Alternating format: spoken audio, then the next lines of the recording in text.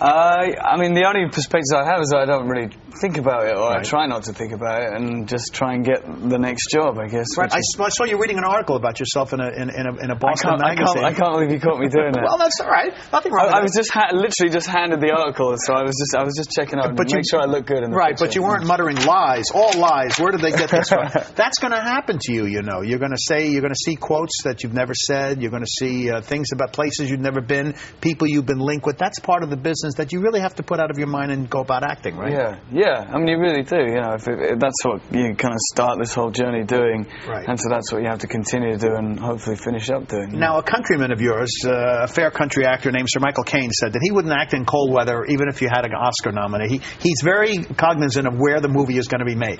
Your movie 21 had you in Las Vegas for what, 18 weeks or something like that? We were a month and a half. Yeah. You know, how did you know what was happening in the outside world? I mean, they don't let you see when dawn comes or when it's sunlight in the casinos. It's always dark. No, I mean, it was exactly like that. I mean, we were vampires for like the whole entire time. I mean, we'd wake up and it was 5 o'clock in the morning, so it would be dark. Then we go down onto the casino floor where you're right. You know, there's no windows, there's no clocks telling you what time it is. You know, we'd shoot all day, and by the time we finished, it would be dark again, and then we'd go back up to our room. And I think there was one point where I realized I hadn't even left the building for like 4 or 5 days. It is a sense on the floor. Did you see real pros there and know that you were in the presence of people who do this for a living? Well, I mean, certainly for us, we had all the MIT guys that the story's based on. The real guys, The real guys, and they were hanging out with us. So, I mean, I mean, we saw them from a first-hand kind of point of view. Right. And, you know, it's just...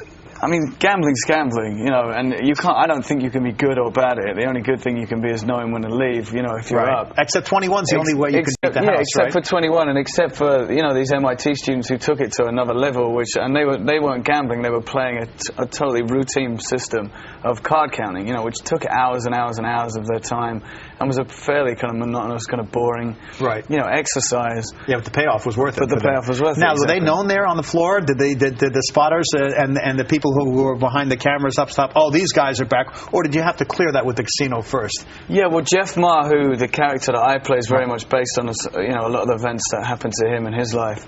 And, yeah, I mean, he really cannot play blackjack at all. I mean, he sits at a table within 20 minutes, you know, he's surrounded by people asking him to leave, and they all know him. But it's legal. It's legal to count cards. It's legal, but it's also private property, so they can kick you out of the casino if they wish to.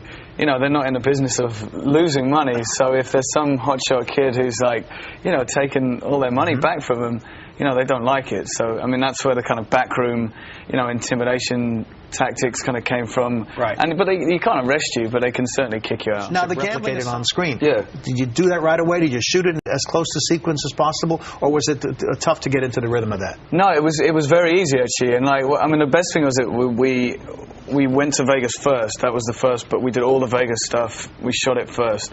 You know, the energy was high, the adrenaline was kind of pumping, everyone was really just excited to be there. And, you know, and as a team, we kind of burnt ourselves out pretty quickly as far as just kind of, you know, indulging in kind of life in Vegas. And, you know, I remember we did the read-through, and that was the first time we all met each other as, you know, as a group of actors. And then we literally just went out into Vegas and had fun, and, you know, it was very easy to kind of, you know, bond with everybody. Now, when I meet a British actor, young or old, who can do an American accent convincingly, I tell them you can do something that Olivier could not. What was the secret to you doing? Because it's not easy. It's not easy. No, you just have to kind of almost retrain your brain and the way you hear things and the way your tongue works, you know, and you completely retrain the way you've been speaking for your entire life. Were there moments when they would say, stop, you just said water instead of water, or? Yeah, there was, I mean, I had a dialect coach on set who would, you know, if there was anything needed kind of tweaking while we were there, she would kind of come on a set. And did it happen when you're tired, maybe? She would say, you know, say cards, and I go, cards, no, cards. Cards? No, cards. Yes, cards. And it just went on like that. Right. I guess in a movie about gambling, the word cards has to be pronounced correctly. Yeah, well, my two hardest words were cards and dollars, which I say all the way through the film. You say dollars, right? Dollars. But you had to say dollars, right? Yeah. So they were my two hardest words. And when they said, and cut, did you go back to speaking like a Brit, or did you keep the accent? I kind of... you know, went bounced around it all over the place. I mean, when I was on set, when we were on the casino floor, I tried to kind of stay in it as much as possible. Tell me about your next film. You got Harrison Ford in it. You know, crossing over. Sean Penn, Ray Liotta, Ashley Judd. That, I didn't get to meet them or act with them. You know, it was it's a big ensemble cast telling lots of different individual stories. So I literally just kind of finished filming 21, and I went over to LA, and I shot all my scenes within kind of 6 days, I think. And then I was out. Is that good for an actor to do? Or it means you're in demand, but some actors need time to prepare for a role? Yeah, it was okay for that particular part. You know, it was I was playing an English musician who was kind of stuck out, who was living in America. You know, I kind of understood what was needed for the part, and you know, certainly for other parts, you know, you really do need a lot of time to kind of prepare and get your head into the role. Besides friends, what's the thing you miss most from home when you're here for such a long time working? Marmite, probably. You what? Marmite, do you know what that is? Not really. It's like a spread that you put on toast. Oh, marmalade. No, Marmite. It's like different. a yeast extract. Do you know what Vegemite? Well, sort of, yeah. Okay. If it's on the menu. I've never met an American who likes Marmite, so they don't sell it here. You're not going to defend English cooking here, are you? We do this on Real Talk all the time. No. I'm well aware that English food is known as one of the worst in the world, which I didn't know until I came to America. But no, I always argue with Americans who eat peanut butter and jelly sandwiches. And I think that's revolting. Yeah, but you've got and then they can't understand Marmite. Absolutely inevitable. Now you have a film coming with Sir Ben Kingsley. Yeah. Born Krishna Banji, easy guy to get along with on the set or intimidating for you?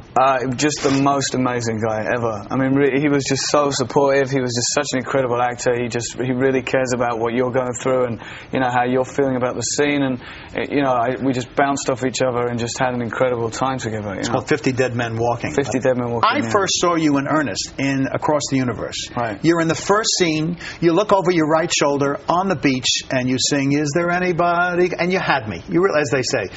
The first 10 minutes of that movie, I started to say, wait a minute, why do I need these kids singing Beatles songs?